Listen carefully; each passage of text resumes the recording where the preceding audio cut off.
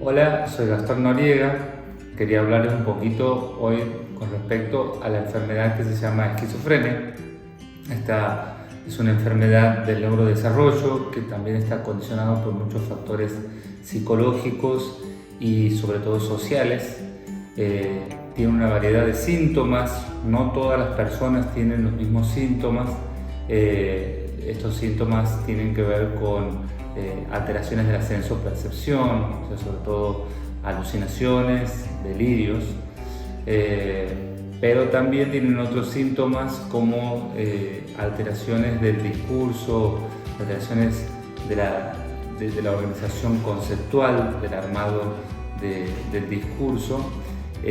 También, bueno, tiene alteraciones cognitivas, empieza a fallar un poco la memoria, la capacidad para concentrarse, y sobre todo esto se ve reflejado en desórdenes funcionales. Son personas que al costarle mucho concentrarse también tienen dificultad para leer o para organizarse, para trabajar, ¿no? Para resolver problemas en general.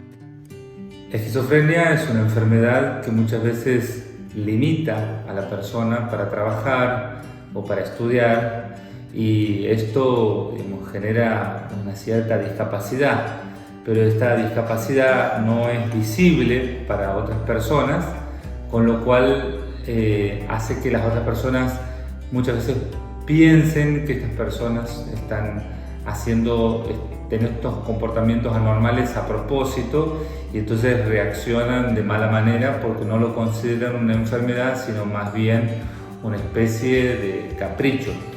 Entonces es muy importante que las personas del entorno conozcan la enfermedad de la persona y que puedan hacer algo al respecto, acondicionar o mejorar el ambiente para que estas personas se sientan más contenidas. La edad de presentación de la enfermedad es entre los 15 y los 30 años. En general, los sujetos varones tienen una presentación más precoz, y esto es importante porque cuanto antes se presenta la enfermedad, menos posibilidades del desarrollo de herramientas para defenderse a sí mismo adquiere. Entonces, por ejemplo, no termina la secundaria o no estudia en la universidad, y eso hace que la persona tenga menos posibilidad de integrarse o de trabajar en algo que realmente le genere digamos, una recompensación y que pueda desarrollarse de manera bien adaptada a su medio, ¿no? Entonces, cuanto más tarde se presenta la enfermedad, mejor pronóstico. Y las mujeres tienen esta ventaja en donde la presentación generalmente es posterior, más llegando a los 25 o 30 años, y esto digamos, tendría un factor protector que algunos investigadores piensan que está relacionado con los estrógenos. Obviamente que esto no es matemático, sino que hay personas, varones en los cuales la presentación es tardía, y hay mujeres en donde también la presentación es más temprana.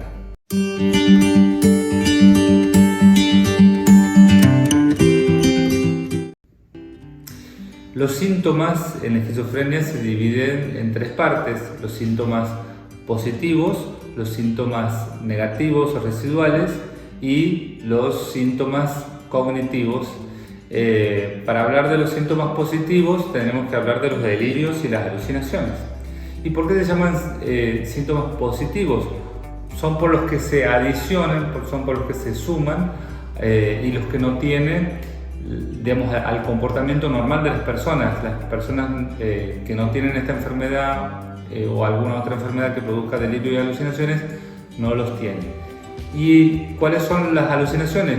Las alucinaciones son el percibir algo que no está en el campo visual presente, o no está cerca para que uno lo escuche o para que uno lo toque, ¿no? Entonces, este tipo de alucinaciones hace que la persona se comporte de manera diferente, porque realmente estas alucinaciones, esto que escucha, disturba el comportamiento y genera una conducta anormal, ¿no? Que muchas veces las personas que están alrededor se dan cuenta y otras veces no. Pero para ser más claro, vamos a poner un ejemplo. Por ejemplo, una persona que está alucinando puede escuchar que hay ruidos en la casa cuando en general no hay nada. Y esto obviamente lo hace tomar una conducta defensiva, y tal vez si de repente entra algún familiar que realmente no le quiere hacer daño, esta persona sí puede reaccionar insultándolo o agrediéndolo. Entonces, estos son las alucinaciones. Y los delirios son realmente creer algo que es falso, algo que no es verdad. Por ejemplo, no sé, uno ir caminando por la calle y ver que una persona está mirando el piso o que no hace contacto visual con la persona, y esto genera que empiece a pensar de que hay alguien que le quiere hacer daño, que lo quiere matar, solo por el hecho de que no lo mira o que no hace contacto visual. O sea, de alguna forma hay una interpretación delirante o patológica de lo que está pasando. Es verdad que la persona no hace contacto visual y está mirando el piso, pero de ahí a que eso sea la razón por la cual lo quieren matar o que alguien lo busque para hacerle daño, esto, digamos, es falso, ¿no? Y no hay forma, otra característica es que no hay forma de convencerlo a través de la argumentación lógica de que esto no es así. O sea, no vale la pena hablar para convencerlo, darle razones por las cuales no hay nadie que lo persigue o que le quiere hacer daño, sino que la persona sí o sí digamos, tiene esa intuición de que esto es real y no hay forma de convencerlo de que es de otra manera. Bueno, los síntomas negativos o defectuales son aquellos que más interfieren con el funcionamiento normal de la persona. Son aquellos que deja de tener, digamos, aquellas capacidades, sobre todo relacionadas a lo social, que deja de tener la persona. Y esto se traduce en un aislamiento social. La persona busca estar sola, encerrarse en la casa, o si vive con otras personas, tal vez en la pieza, y sale lo mínimo indispensable, tal vez para ir al baño o para comer. En realidad por ahí tratan de buscar comer antes o después que los familiares para no verlos, o si no vive con los familiares, esto aún más se agrava, ¿no? Generalmente sí pueden llegar a tener contacto con las personas muy cercanas, que tienen mucha confianza, pero de todos los demás trazan una línea y tratan de no verlos, ¿no? Otra cosa que suelen perder es la motivación. Es como que se sienten conformes con estar con ellos mismos, y sus intereses cada vez son más reducidos. O sea, cosas que los motivaban antes, que les gustaban hacer antes, ahora ya no les gusta hacerlo, ¿no? Esto se llama anedonia, como que no sienten placer por los logros, entonces por ahí no tienen motivación para ir a trabajar o para tal vez salir a divertirse, sino que tienden a aislarse en su casa. Y otra cosa es que pierden también la voluntad para hacer las cosas, ¿no? No tienen voluntad para arreglar la pieza o para mantener limpia la cocina. Tienden a descuidarse en su aspecto personal, y esto obviamente que empieza a llamar la atención de todos los familiares y de la gente que los rodea. Y los síntomas cognitivos, que están relacionados sobre todo a la incapacidad para mantener la concentración. Esto le trae dificultades para leer, pero también para acordarse de algunas cosas que son necesarias para la vida diaria, como por ejemplo cuando les dicen que vayan al supermercado a comprar determinadas cosas. Bueno, el hecho de no concentrarse cuando le están hablando también hace que después no puedan recordar lo que les dicen. Entonces la familia empieza a dejar de darles tareas, ¿no? Porque justamente lo que está afectado es la capacidad para resolver problemas o situaciones desafiantes, ¿no? Entonces la incapacidad también se pierde de secuenciar, de seguir una secuencia de actos para resolver un problema. Por ejemplo, si se rompe una tubería, un caño en la cocina, uno lo que tiene que hacer es decir, bueno, ¿a quién puedo llamar? Al plomero, ver de estar en la casa en el momento en que viene, ver qué necesita para resolver la situación y después, bueno, tener el dinero para poder pagarle y bueno, despedir al plomero. Pero en este caso la capacidad para decir qué va primero y qué va después y saber qué hay que hacer, eso se pierde. Entonces afecta mucho su capacidad funcional y sobre todo empiezan a ser dependientes de otras personas que van a resolver estos problemas por ellos.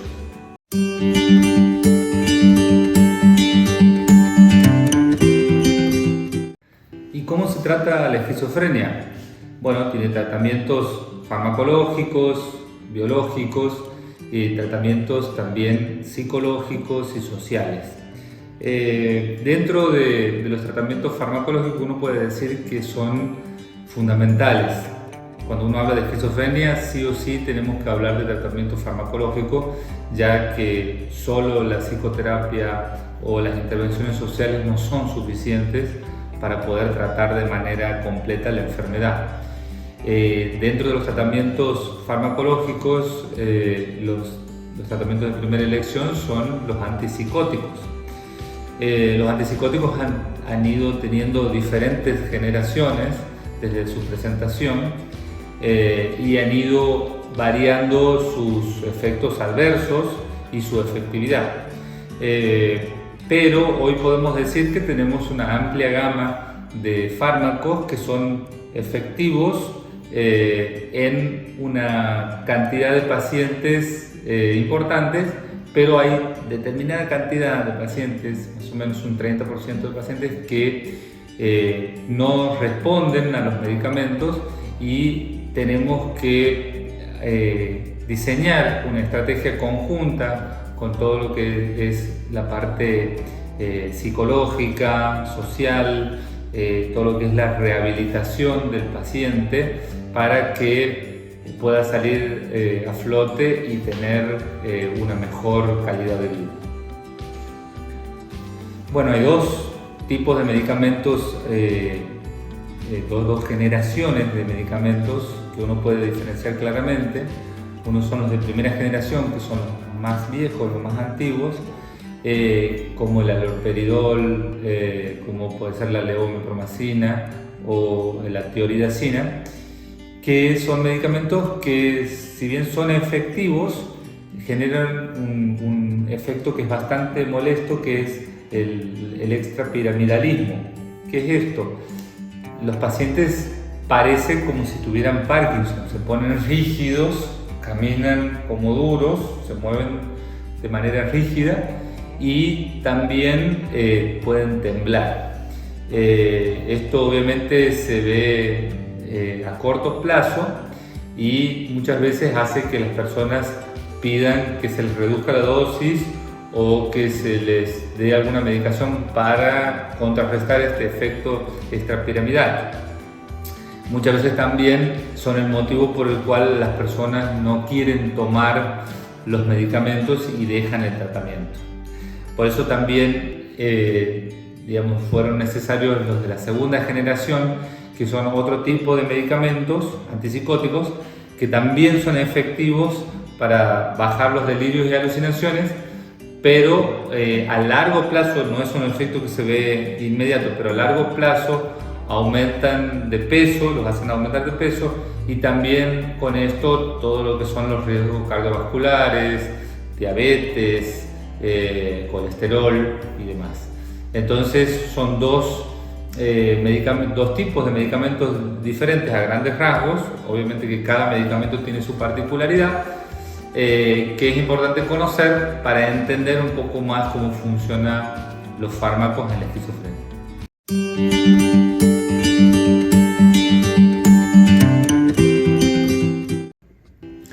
Hay muchas personas que cuando se enteran que el familiar tiene este diagnóstico de esquizofrenia, o tal vez un amigo, o tal vez, no sé, un compañero de trabajo, le empiezan a tener miedo porque no saben cómo puede reaccionar, y sobre todo miedo a que esta persona se ponga agresiva o violenta físicamente y empieza a estar en riesgo nuestra integridad física.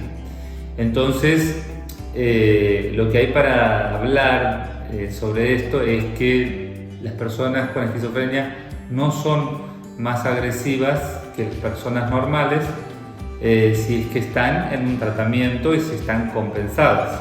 Obviamente, cuando esta persona está sin su medicación, sin su tratamiento, ahí aumenta el riesgo de agresividad, y también, sobre todo, si dentro de los delirios y alucinaciones lo que está temando es que alguien lo quiere agredir a él.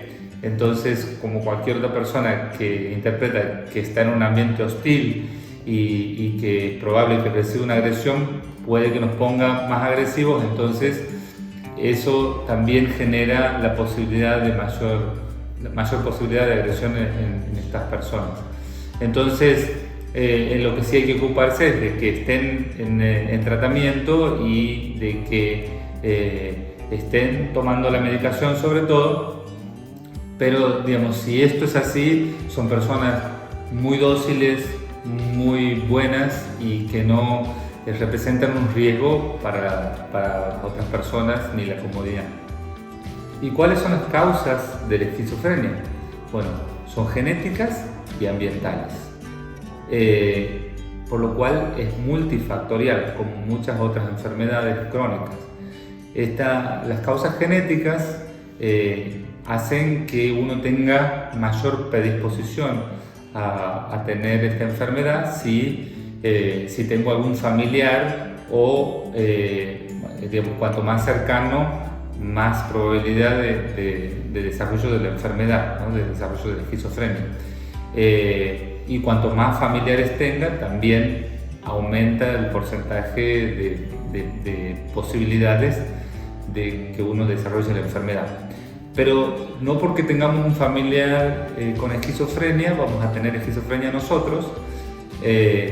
Sí, obviamente uno puede disminuir la posibilidad de presentación o de expresión de la enfermedad si uno tiene un ambiente favorable.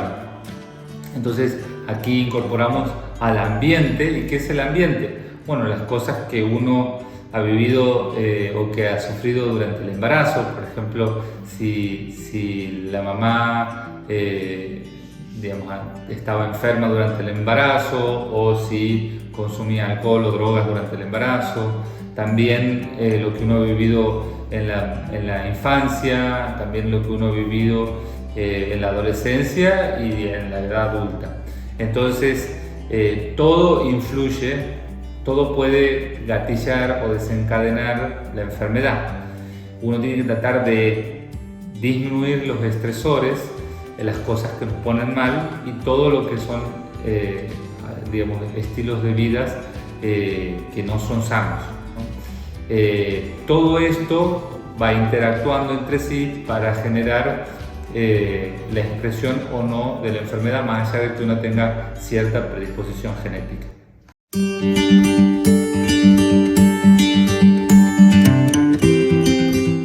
Y los tratamientos psicosociales son un tratamiento, como su nombre lo dice, psicológicos y sociales. Esto tiene que ver con las terapias. hay distintos tipos de terapia, pero lo más importante es que el paciente se sienta cómodo con su terapeuta y que le pueda contar lo que está pasando y que reciba de buena manera lo que el terapeuta tiene para ofrecer, ¿no? Que es todo ese apoyo y esa guía que le va a servir para que la persona pueda desarrollarse en su máximo de capacidad. La rehabilitación es básicamente ayudar a la persona a que pueda tener las capacidades suficientes para obtener un trabajo o para hacer actividades lúdicas, como puede ser un deporte, como puede ser digamos una ocupación como la música, y sobre todo hacer foco en esas capacidades que la persona tiene y tratar de desarrollarlas al máximo posible, más que digamos incorporar nuevas capacidades, ya que esto se ve limitado en este tipo de personas. Bueno, entonces también tenemos todo lo que es el hospital de día, los lugares en donde las personas puedan hacer terapia de grupo, conocer a otras personas que están sufriendo de la misma enfermedad y poder interactuar socialmente con pares. Entonces, resumiendo, tenemos el tratamiento psicofarmacológico, la terapia individual, terapia de grupo, un lugar en donde van a pasar durante el día, que es el hospital de día, y también digamos los lugares en donde puedan hacer alguna orientación laboral o terapéutica, como puede ser la musicoterapia o la terapia ocupacional.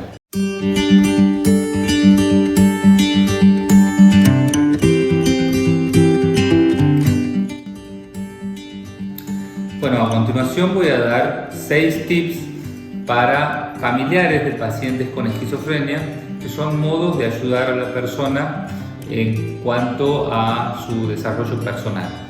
Primer tip: si estás observando de que la persona tiene estos síntomas, delirios, alucinaciones, o se aísla demasiado, o empieza a tener síntomas cognitivos como incapacidad para resolver problemas, es importante que llegue a un profesional de la salud mental, sobre todo un médico psiquiatra, que lo pueda orientar con el tratamiento.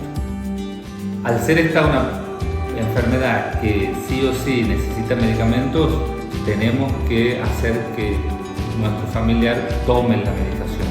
Es muy importante que nosotros estemos al tanto de qué toma, de qué dosis toma y en qué horario los toma.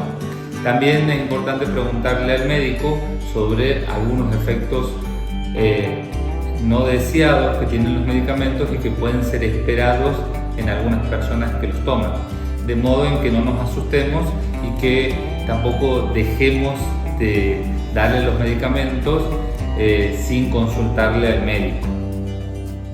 Es muy útil para esto tener una grilla con qué medicamentos toma antes del desayuno, en el desayuno, en el almuerzo, en la merienda, en la cena y antes de dormir, en una tablita, cosa de que uno pueda verificar en cada momento del día qué es lo que necesita el paciente, ¿no? Entonces es muy importante también hablar con el médico para ver en qué momento uno puede supervisar la toma de medicación, y entonces el médico también ajustar la toma de medicación a esos horarios y no dejar solamente no dejarle la responsabilidad solamente al paciente, teniendo en cuenta que tiene dificultades cognitivas y que además puede tener en algunos momentos falta de ganas de cumplir con el tratamiento porque no entiende lo que sucede cuando el paciente deja de tomar la medicación y todos los hechos que vienen después, ¿no? Que es la descompensación y digamos la necesidad de internación en algunos casos.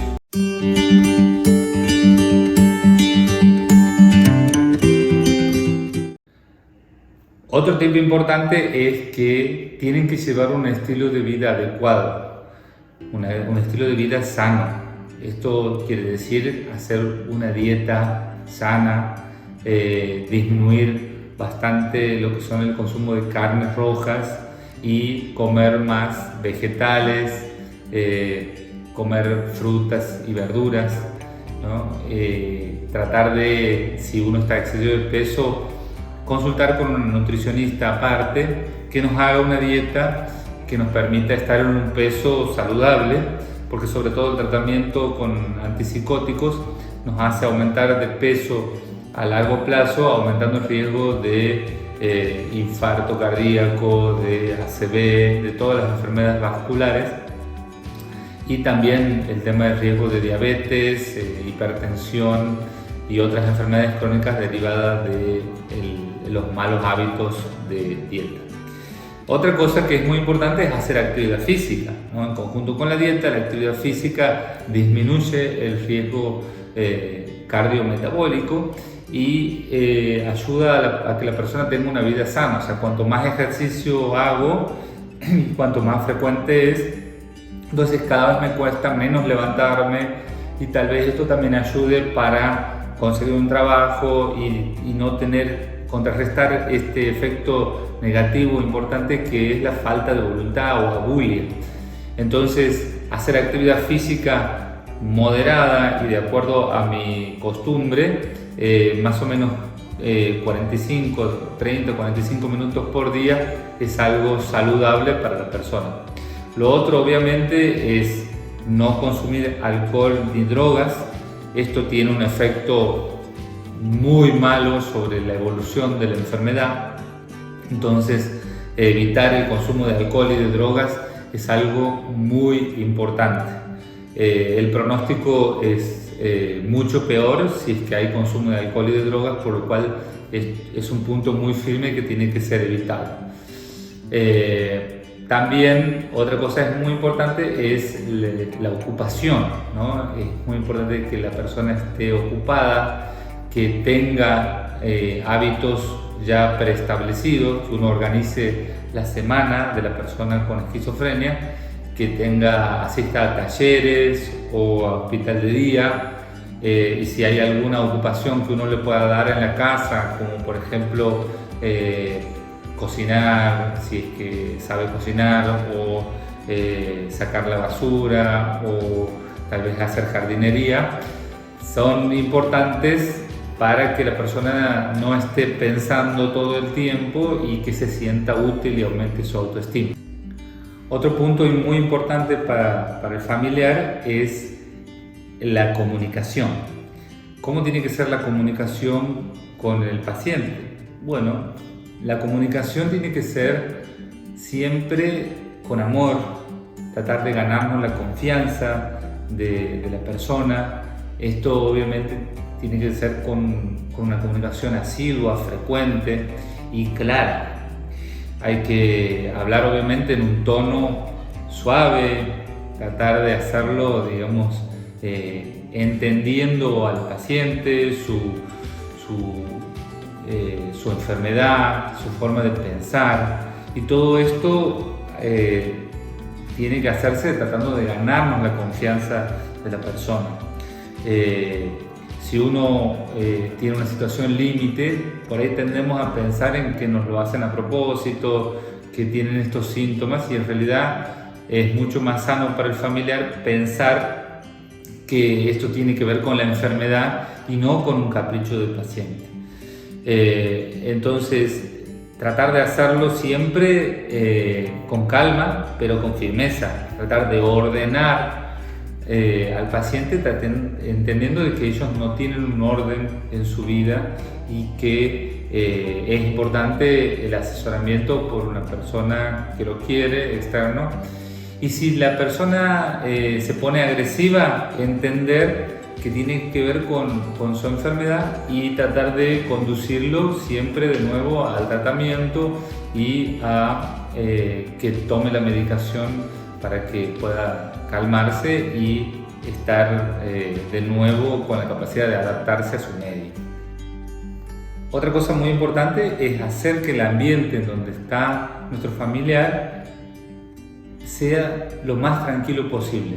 como uno hace con los chicos, de tratar de no hablar de problemas de dinero o de pareja en frente de la persona, tratar de no discutir, porque esto muchas veces son desencadenantes de una descompensación y ponen mal a la persona. Esos son personas que tienen mucha vulnerabilidad al estrés. Entonces, cuanto más podamos, a veces no es posible, pero cuanto más podamos suavizar el ambiente haciéndolo armonioso, mejor para la persona, y va a hacer que tenga un mejor pronóstico.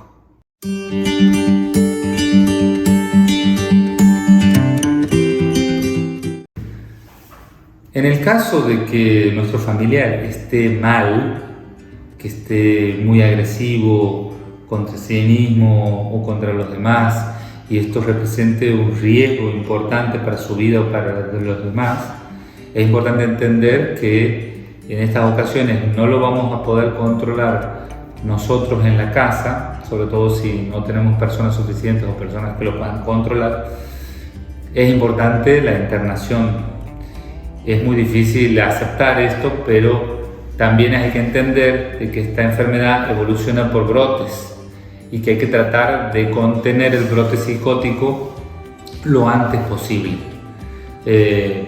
Entonces, si es necesario una internación para controlarlo, ya que el tratamiento ambulatorio no estaría siendo suficiente, es importante tomar la decisión y llevarla adelante. Para esto, obviamente, es necesario consultar a un médico que nos va a ayudar.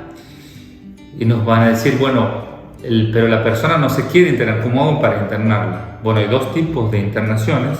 La internación voluntaria, en donde uno le explica al familiar que es necesario internarlo porque no se está teniendo la suficiente contención en la casa, y otra forma es hacerlo en contra de su voluntad.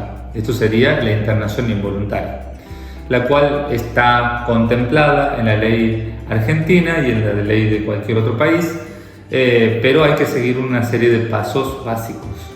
Hay dos formas. Una es si el paciente tiene cierto registro de que esto está pasando, tal vez en una primera medida, pero no tiene la conciencia de enfermedad y no quiere internarse, y el riesgo es importante, o uno ve que la persona se está deteriorando y que no quiere internarlo, entonces tal vez uno puede exponer esta situación ante el juez con un certificado médico, y el juez es el que interviene para conducirlo a la clínica o al hospital, y así se lleva adelante la internación, digamos, con tal vez la intervención de la policía para evitar que se lastime o lastime a los demás.